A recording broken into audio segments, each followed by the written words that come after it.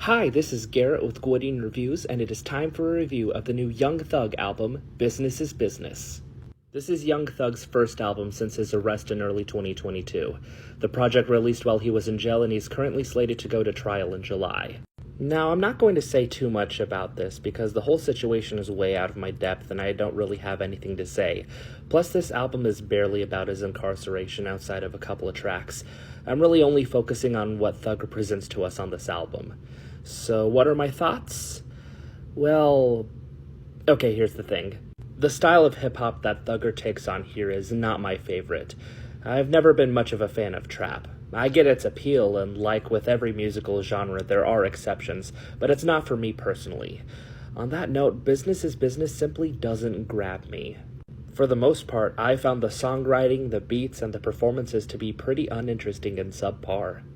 Now, that's not to say that this album is bad. I do think that there are some good moments here, and I do enjoy a good majority of the features.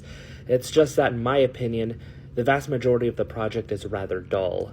To my ears, this project sounds like generic trap. If that's your thing, then go for it.